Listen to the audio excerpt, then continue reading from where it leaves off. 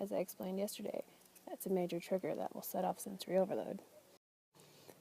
So I'll be standing there with a screaming kid who's smacking his face and just losing all control of himself. And even seeing that, a majority of the time, the people will still say, "I'm sorry, we can't make an exception for one person." Even when I sit and try to explain his diagnosis and what the issue is that's occurring, they still say they can't do it. But there have been a couple times when people did. And one time a lady gave an extra large one for no cost. She's really mad at me. She always gets really mad.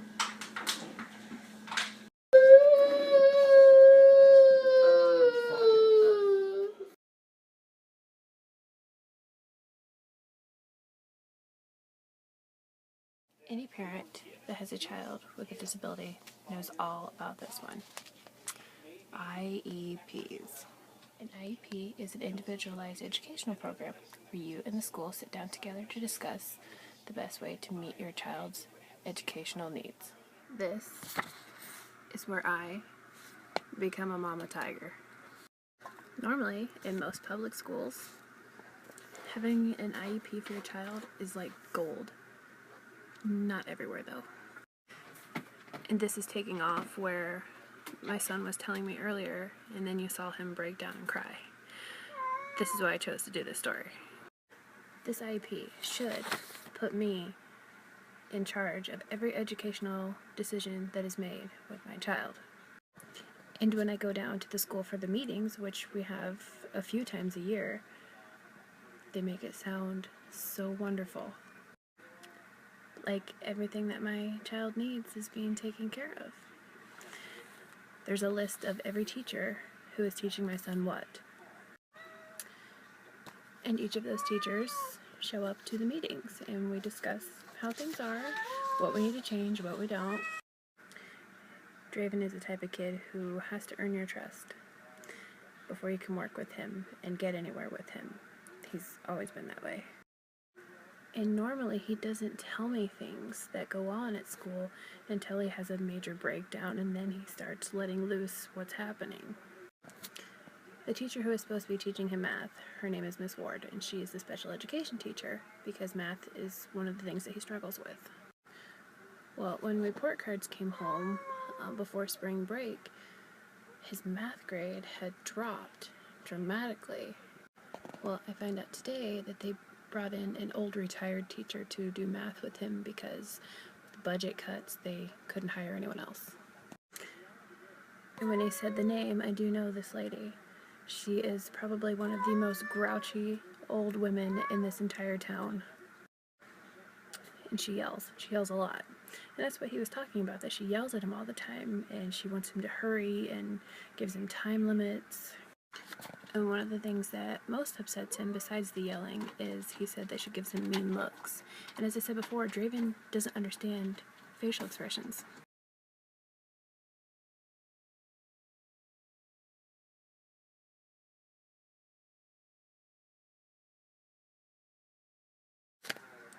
All of those things which the regular special education teacher understands completely and is amazing with. So by them changing teachers and everything without contacting me first, they are violating this IEP. Which many different things have happened so many different times. And when I get a hold of the Board of Education, their excuse is they just don't have the funding for it. So they've tried to cut things on his IEP to avoid having to pay to do it. So where does all the school's funding go? And before I say this next part, I am far from a racist person. The school itself is, and I can't quote this for sure, but 70-75% Hispanic. So a large majority of the school's funding goes to teach Spanish and English in the classroom. So because of that, they've had to cut other teachers and bring in Spanish-English speaking teachers.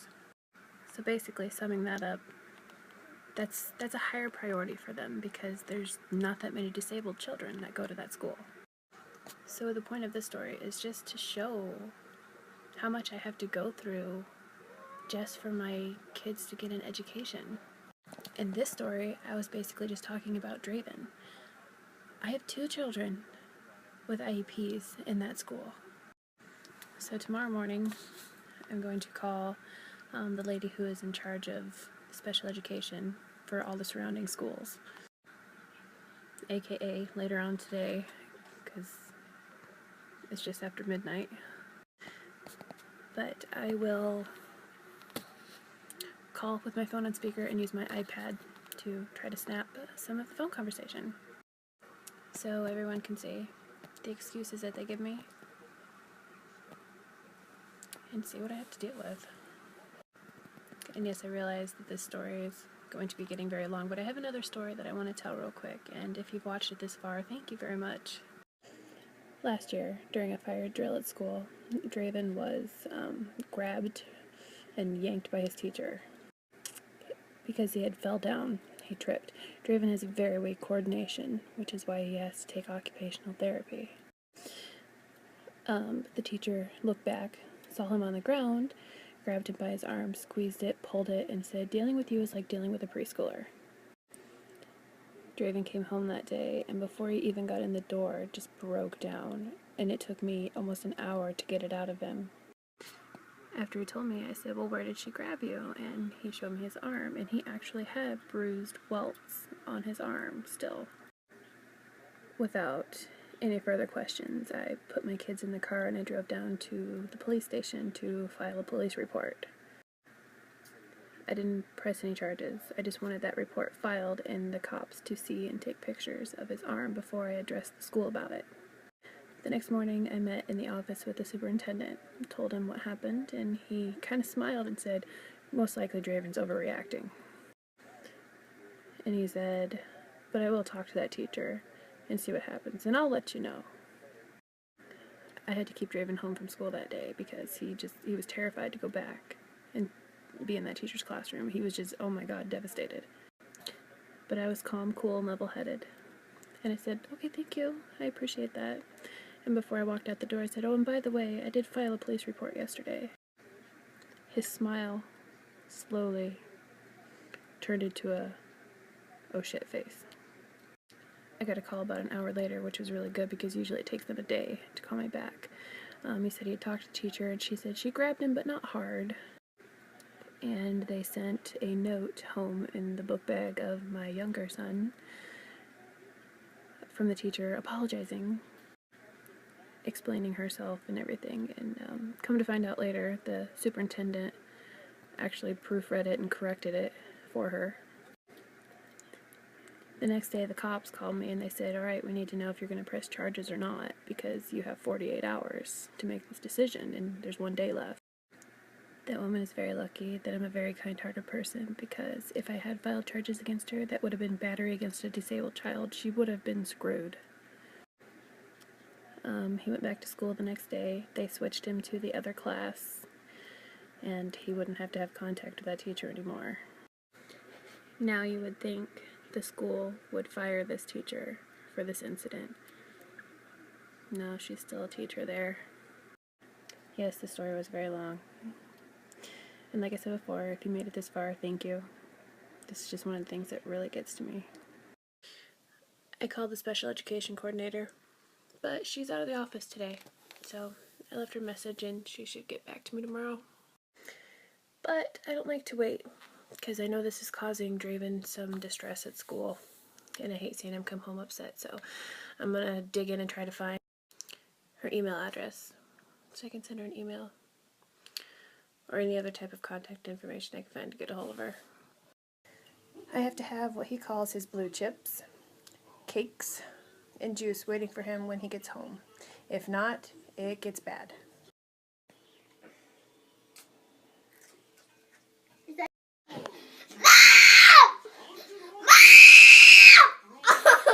Look at me!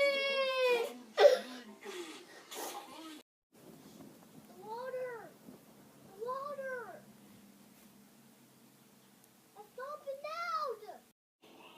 want to tell everybody thank you so much for your comments to me and your questions. And I have got a few questions that I can't answer about adulthood with autism. And I mean, I have info on autism for days, but it's mainly in children. So in a few days, I am going to hand my account over to an in-home behavioral specialist who works with autistic adults. So if anyone has any questions about adulthood with autism, send me your questions so that I can give them to him so he can answer them when he comes on here. And I've already got a few questions written down from me to ask because I would like to know what's to come for my children. This is a repeat from the other day. I know I have a few new autism parents who are following me, so I want to repeat this. But if anyone would like to send me a video clip or a picture of their autistic child or a family member for a special video I'm making at the end, then get a hold of me. You can WhatsApp it to me, or we'll figure something else out, but I'd really appreciate it.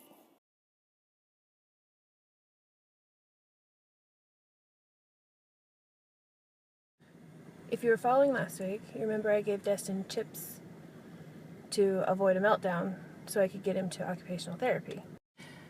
Well, we had to take the cat to the vet last night for an emergency surgery, so I wasn't able to go to the store and get any chips for today.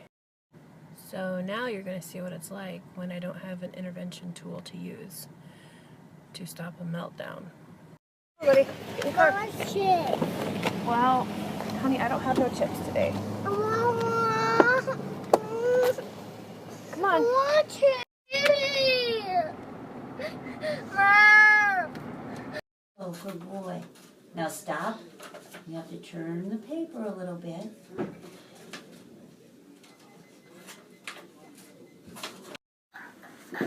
Ready, set, jump. Jump over. Ready, set. No, you have to jump. The bunny. Nope, I'm not going to hold you. You have to jump. Jump over. Jump over. Jump over. Is that for me? Yeah. Thank That is you. That is... Okay, you're so loud. That's Well, that's you, okay? Stop! I want an ice cream cone. An ice cream cone. Hey,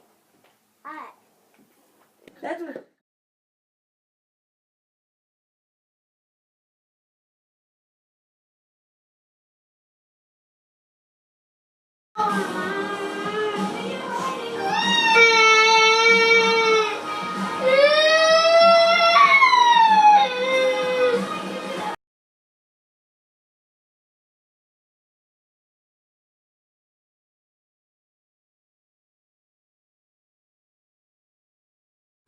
Inappropriate behavior plays a huge role in autism, and trying to change that is like trying to change autism. Inappropriate behavior responses can be very challenging for a parent and very frustrating. For example, Draven, when I'm scolding him, he'll laugh at me. But that's because he doesn't know the correct emotional response to give. And any parent knows that what it feels like when you're scolding your child and they're laughing at you. That's very frustrating. Other things like, for example, if a child falls down on the playground and gets hurt, they'll laugh at that. Not to be mean, I have to constantly tell them that's not something you laugh at. That's not a happy thing. Inappropriate behavior responses make up so much of autism that basically everything that I've told you so far is about this. All the things that I put up about Destin when he's told no, how he starts hitting himself, screaming, throwing things.